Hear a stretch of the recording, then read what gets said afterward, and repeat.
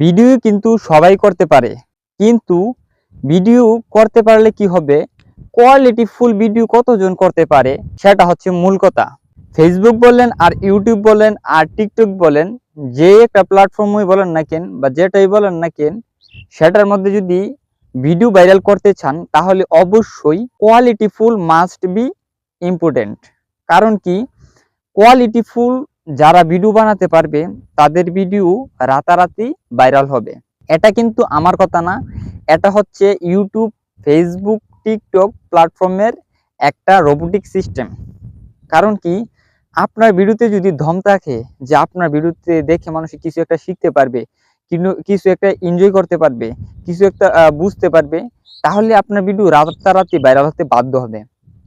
তো আপনাকে বলবো যে আপনি যদি একজন কন্টেন্ট ক্রিয়েটর হতে চান অথবা আপনি কন্টেন্ট ক্রিয়েটিং শুরু করে দিয়েছেন, আপনাকে বলবো যে অবশ্যই কোয়ান্টিটির পরিমাণ কমাইবেন আর কোয়ালিটির পরিমাণ বাড়াইবেন। কোয়ান্টিটি মানে আপনি ভিডিওর পরিমাণ কমাইবেন। আপনি দরকার নাই যে প্রত্যেক দিন একটা দিতে হবে, আপনি 2 দিন পরে একটা দিন, কিন্তু সেই ভিডিওটা কোয়ালিটিফুল দেন।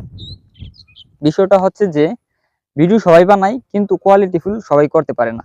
তাই আপনাদের বলবো যে অবশ্যই কোয়ালিটিফুল যদি ভিডিও বানাতে চান তাহলে অবশ্যই ভিডিওর মধ্যে টাইম দিবেন। প্রত্যেকদিন যদি ভিডিও আপলোড করতেন তাহলে আপনি একদিন গ্যাপে গ্যাপে ভিডিও দেন, কিন্তু কোয়ালিটিফুল ভিডিও বানান। আমার মেসেজ দেওয়া হচ্ছে যে আপনাদের ভিডিও বানাবেন ঠিক আছে, কিন্তু কোয়ালিটিফুল ভিডিও বানাবেন, ভিডিও ভাইরাল হবে তাড়াতাড়ি।